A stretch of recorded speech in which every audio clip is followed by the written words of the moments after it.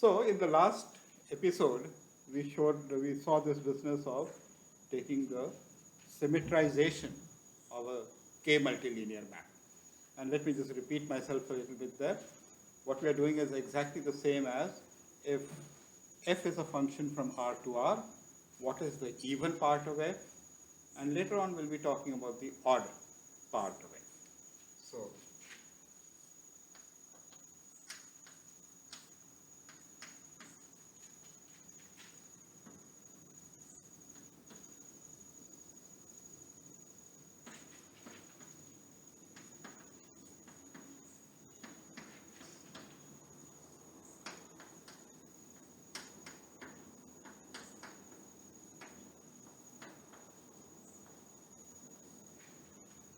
this is the even part of it, which we have seen when you were in high school.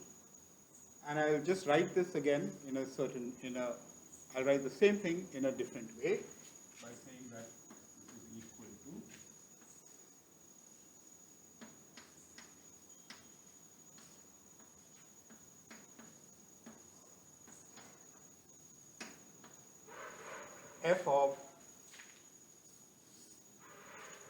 f of sigma of x, where sigma is equal to the symmetric group on two letters, which can also be identified with plus and minus 1.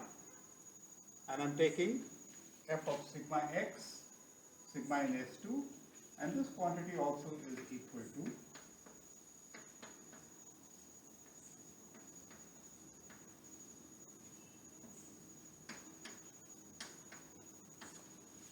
where f upper sigma x is f of sigma x, which is what we had before. So if you want to find the even part of the function, what do? We take the average of f over all permutations that you can do to the argument x. And this is exactly what we had done to find the symmetric part of a K multilinear map. So now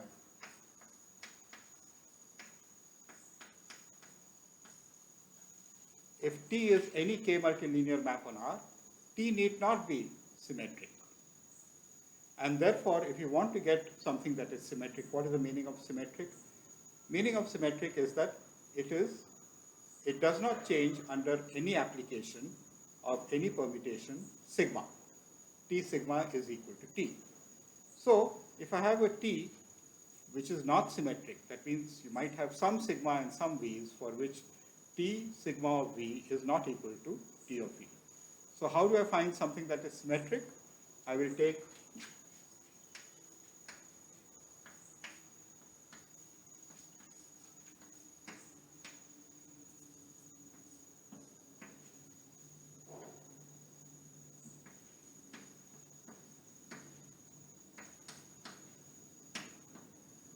I hope you can see that what I've written down here is exactly what was written down there. I'm taking an average. How many elements are there in Sk? The k factorial elements. Sk is a symmetric group on k letters, 1 to k. T sigma, I want T sigma to be equal to T, but T is not like that. So what do? I take all the T sigmas and take their average. And I hope that the average behaves well. So this, as I said last time, is sort of a fundamental principle that averages are good.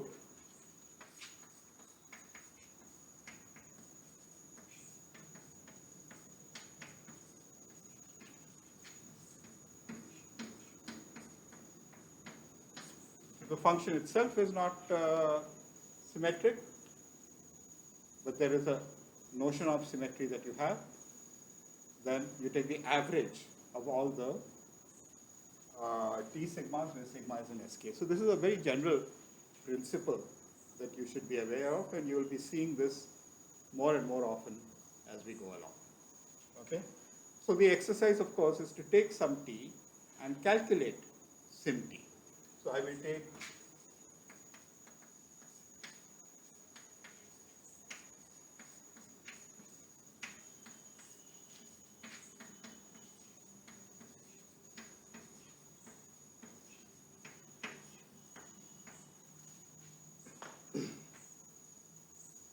phi1 tensor phi2 tensor phi4, and the exercise is calculate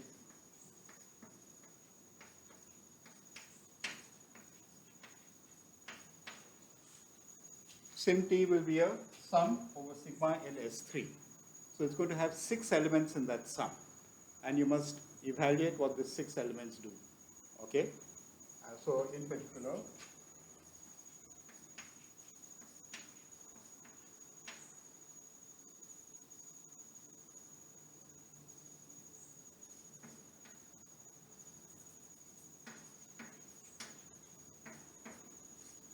add some 3 vectors in R4. So I will take V, W, U. These are 3 vectors in R4.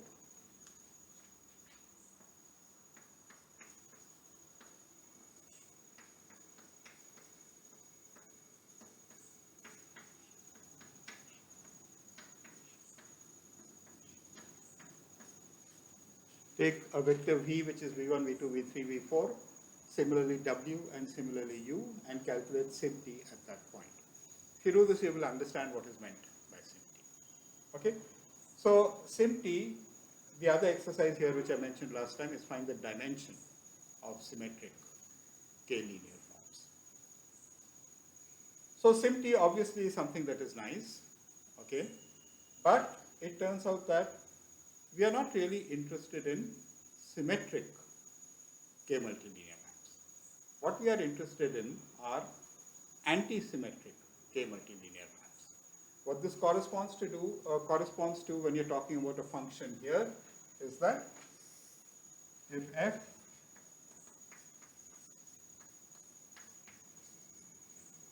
is any function from R to R, what do I mean by the odd part of f?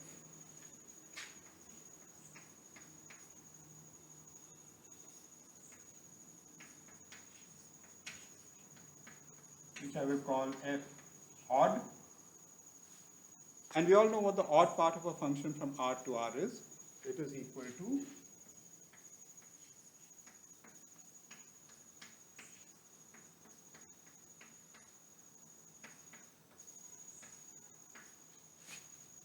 fx minus f of minus x divided by 2. Okay?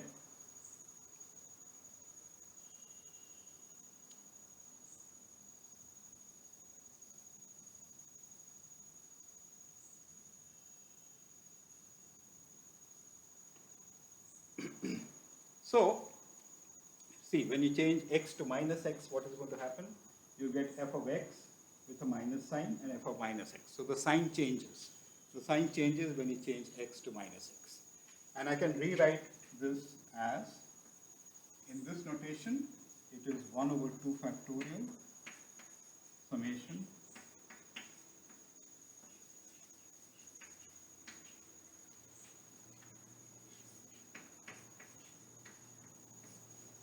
where what is sigma now? Sigma is a permutation on 2 elements, and this is also equal to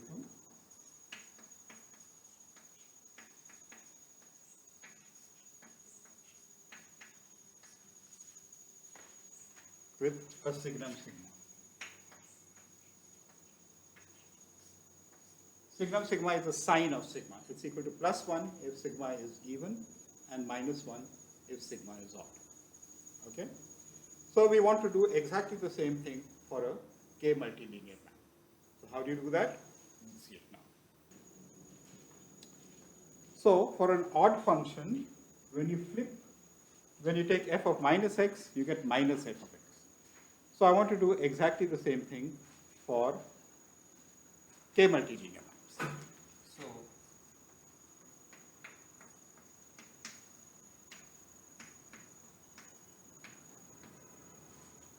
when is T set to be, I will use this term temporarily, when is T set to be odd? T is odd.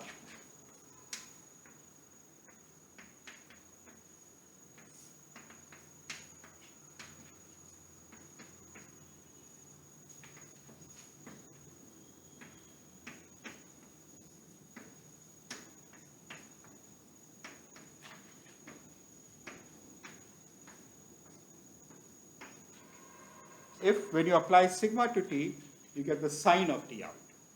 What is an example of an odd of an odd K multilinear map? If k is equal to n, one example that you know is that if you flip the any two columns of a matrix, the determinant changes sign according to the number of flips that you have. So determinant is an example.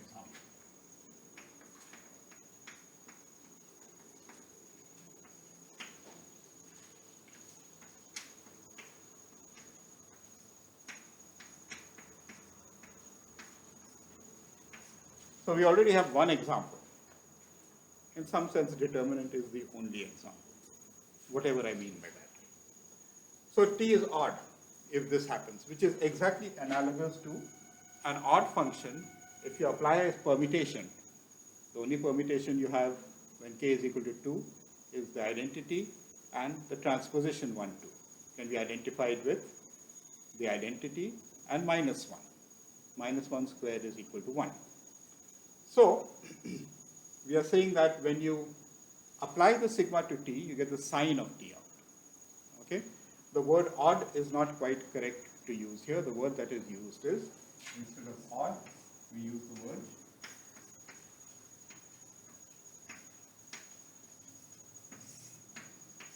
alternating.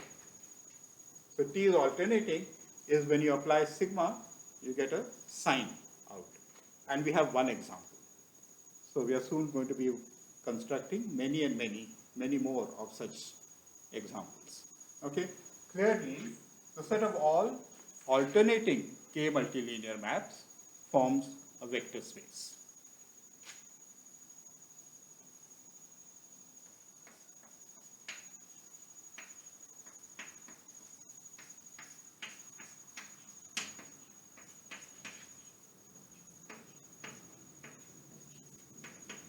Remember, alternating means odd.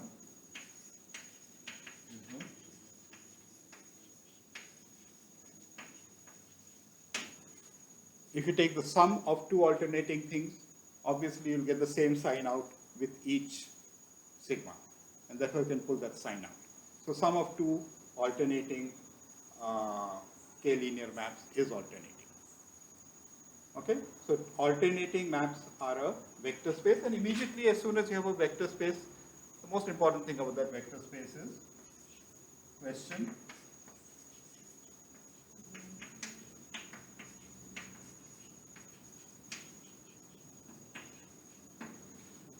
What is the dimension of the set of all alternating k forms? Now we are going to be worried so much about alternating k forms for so long that we're going to give it a name. We're going to call this vector space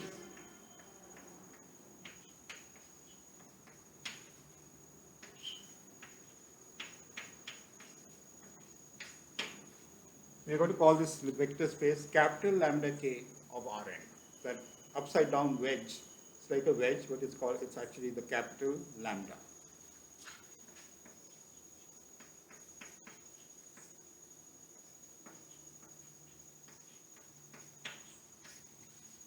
That symbol is the capital lambda. So lambda k Rn is a set of all k alternating forms on Rn. This forms a vector space. Very good.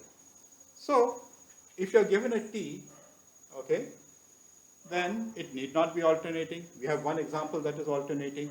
We should also come up with an example of a t that is not alternating. So there are alternating forms and there are forms that are not alternating. So the question is, if I'm given any t in lambda k Rn, can I do something to t to get a alternating form, which depends on t in the natural way? So what did we do when we did symmetry? When we're talking about symmetric k multilinear forms, symmetric means that t sigma is equal to t. Okay. If t is not symmetric, what did we do earlier? We took the average of all these t's under the action of sigma. Okay. So I want to do exactly the same thing here. So I'm going to define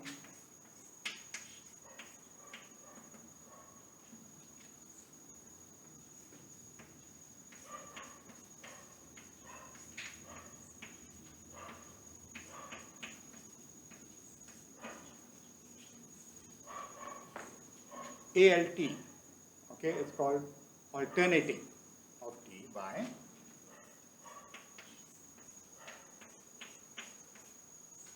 Where is this T? This T is in LKRN. It need not be alternating. I'm going to define it to be equal to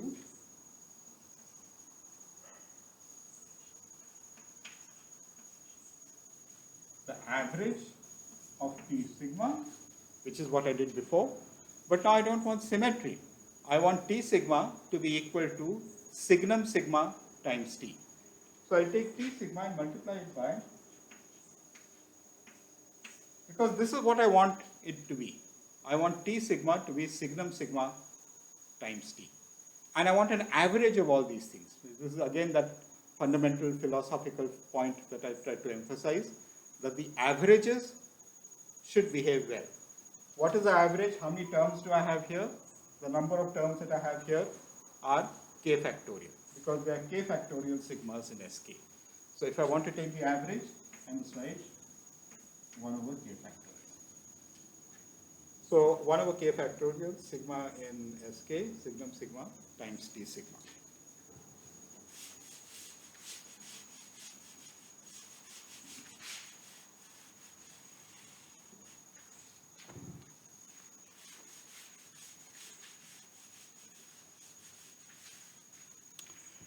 So we must be able to calculate this in some case. So again, I will take exercise T as before in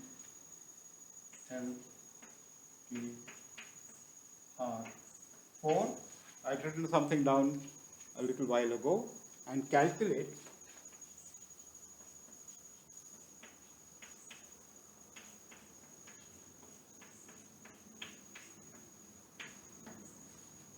you will get some quantity there. Okay? So the exercise, as soon as you have some new idea that is coming in, you must start playing around with that idea. By playing around with that idea, what I mean is do these kind of calculations. Okay? What is alt T? For some T. Write down a T and calculate alt T. Do it for R3, L3, K equal to 3. Okay? Lk, where K is equal to 3 of R4. This is what I had written down earlier. How many terms will you have? You will have how many sigmas are there in S3? There are 6 sigmas. Out of these 6 sigmas, 3 are going to have a plus sign and 3 are going to have a negative sign. So you'll get 3 with a plus sign and 3 with a minus sign.